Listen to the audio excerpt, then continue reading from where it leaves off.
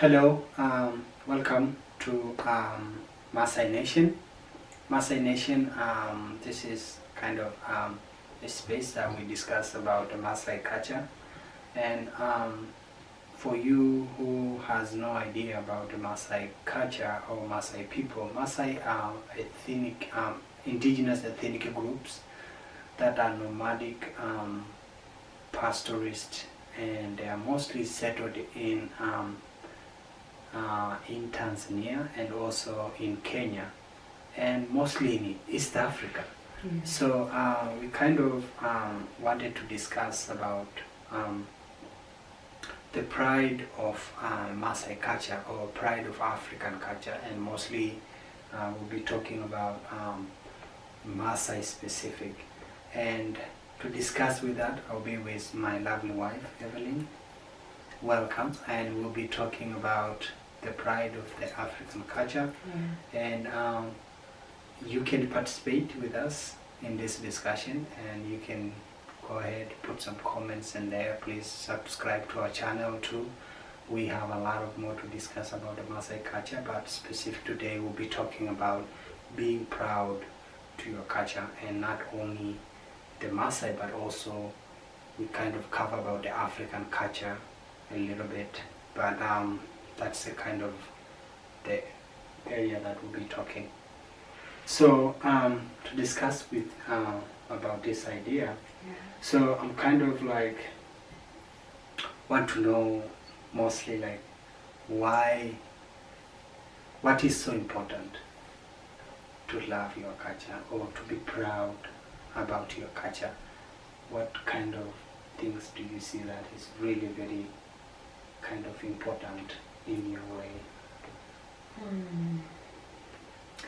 It is important. It is very important to, for my understanding, it's very important to love your culture and be proud of it, because it is your identity. Right. It is makes you who you are. Mm-hmm. Culture connects people together. Yeah. And it is a commitment that bring people together and make them to be known to who they are. Right. Yeah. So it is an originality of where you come from. Yes. It is your identity. Yes. And you know, even also, yeah, I like the idea of that. Even seeing that someone, you know, think about like when you see someone that dressing like a Maasai, Yeah. automatically you feel your mood will change. Yeah. You know, your mood will be feeling like, oh wow, Yeah. listen, I'm Maasai, so I'm kind of like so excited. Exactly. Maybe even to talk to, or maybe to greet, or maybe Exactly. to, you know, Yeah. kind of having a conversation about it, and Yeah. also that give you to see that, oh, there's some people out there who really love the culture, you know. Yeah. So yeah, so it's mostly kind of the way that we kind of trying to present right. us to somewhere. Right. And like how you look, how you dress, it Yeah. is just tells people without even saying a word who you are, for those who might come across to your Right. culture and they know something about it, or they know the dressing code, they can identify right away Right. by seeing you. Mm-hmm. So it is an identity. Right. And not even also on adding on the idea of the identity, even also it is more like it makes strong Yeah. to a culture when, you know, there is a commitment of people that are proud to it, right? Yes. Because in today, when we talk about the Maasai, we see them that they are very kind of, you know, they are all like, when you say I am a Maasai, people will be expecting you in many things, right? Of course. Yeah, like they have many kind of perspectives, right. understanding. You are a Maasai. of Oh, really? Maasai, Yeah. So it kind of like seeing you. Oh, yeah. I think he's a Maasai just by seeing you, the way how you dress, you know, and also just the way how it is that you're really kind of a proud Definitely. to the culture. Definitely. Yeah. And when we see now, you know, the world is changing and the Maasai culture also is changing. And for nowadays in our Maasai community, we see that the pride or the proud are mostly expressed with the Maasai elders. I mean, like the males and females. And for that, do you think that there's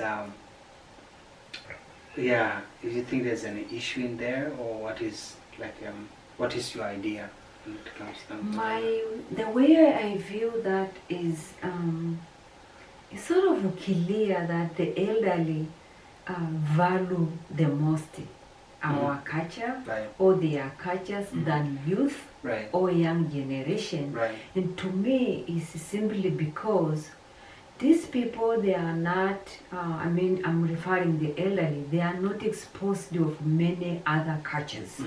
They are just sticking on their tradition, and they do not have many things coming to intervene or distract them on the lifestyle that they have. Right. So they focus on their culture, they are not distracted with anything. Right. But compared to youth or Right. young generation who are going to school and have a formal education and go to abroad and globally understanding of things, and even go further and adapt to other cultures, it is easy for them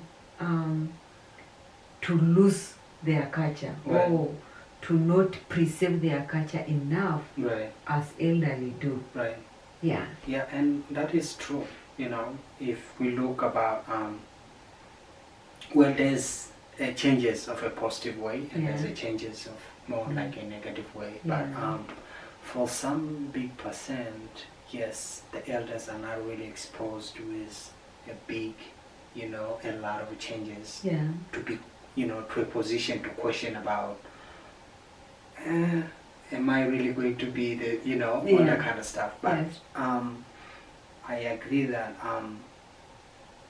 it is good, or it is mostly the youth are more exposed to with a lot of changes, and that mostly end up being like, oh, I'm having some changes. They might have some options, but the elderly do not have many options than sticking on their culture. While the young generation might start adapting different cultures. So it is. So if you will look a little bit like, let's say, back a little bit before the formal education come to a Maasai community, and do you think on that time there was no such kind of a change? I believe so.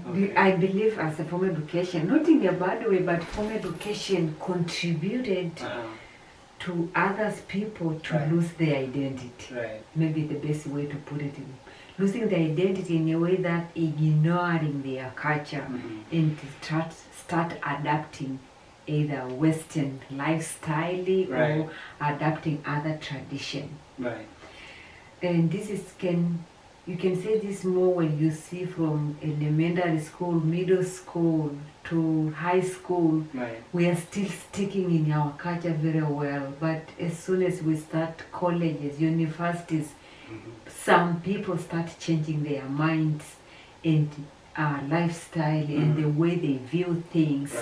So that can tell you how much formal education might be changing people. They contributed a lot of changes. Yes, from my understanding. Definitely. I think,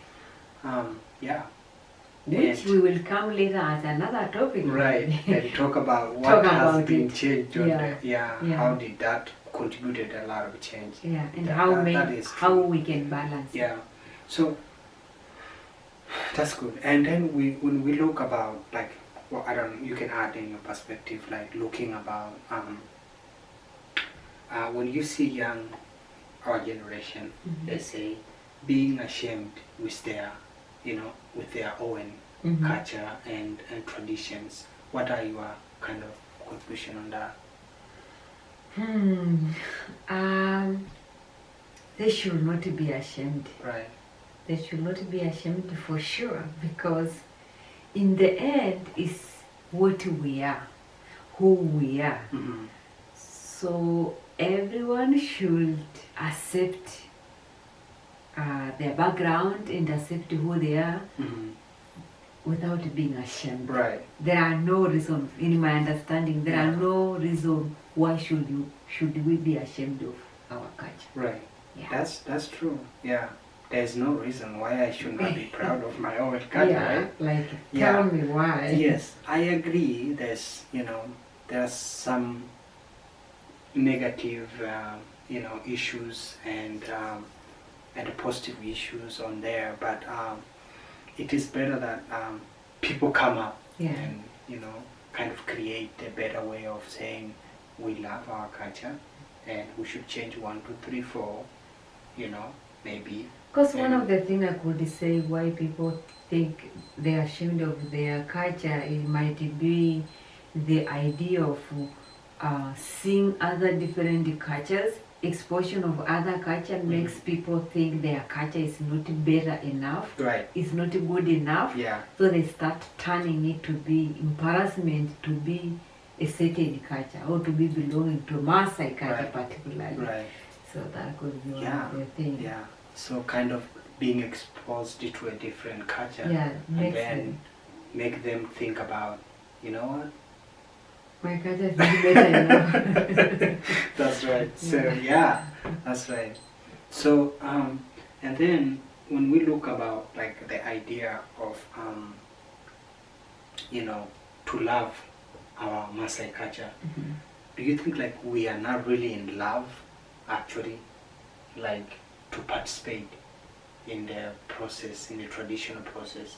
What is missing in there? Why do people say, you know what, I don't want to participate in that, I don't like that. Now things are changing. Let's say it's a certain way how they do a certain tradition now has changed it to be like mixed. There's a gospel, there's what, you know what I mean? Like there's kind of a coming of a new way. Yeah. They are trying to have so missing in there? There are so much things involved. You just mentioned religion can be one of the factors. One of the big ones. Yeah, like we are trying to do our ceremony in a traditional way, but in the middle, religious people come and want to do in a religious way. That's already an intervention of the culture. Right. But I could say that we might not really love our culture enough to stick on it and focus on it and to do what we are supposed to do traditionally without involving religious or involving the other cultures, and just do the way our culture is directing us to do. So if you see we are mixing things, means we are not genuinely on our culture. Right. That's There's something missing. Something is not right. Right. Yeah. I think I agree with you that there are so many things. There are so many factors that are contributing to this change, and that has to be also to let's say like regions. In Tanzania there's people who live in Arusha, there are people live in Tanga, there are people live in Morogoro, and all that they do have a different sort of a changing depending with the environment they're living in. So you might see that there's some change to a culture about how to how's let's say marriage is done, and then how's like when you come to Morogoro and compare to those three regions, Mbeya or anywhere else, you see that is something different, and all of that is because of the new changes that are coming in. So definitely, so many factors are contributing on it. Mm-hmm. And do you think is it okay when it comes to the idea of being proud to it or being, you know, patriotic to it? Do you think is that okay for accepting the changes? Or Absolutely, you know, culture is dynamic, so we should accept changes, especially in a positive way. okay, So in a positive way that we don't lose the originality of that culture. right, So that's how I feel. yeah. Yeah. So I think that's the good thing. So it's good to accept the changes and also go with the flow of how's the world changing, but not changing and forget about our originality of where we come from, our identity as the Maasai, Yes. and, you know, being able to not be ashamed of where and all that kind of stuff. Yeah, So, and yeah. I'm so happy that we are going to talk about our culture more and more. Right. Yeah, and Yeah. learn and open people eyes about Mhm. Maasai tradition. Right. And Yeah. as Maasai, we know what we are talking about at Right. least because Yeah. it's our culture, right? At least, yes.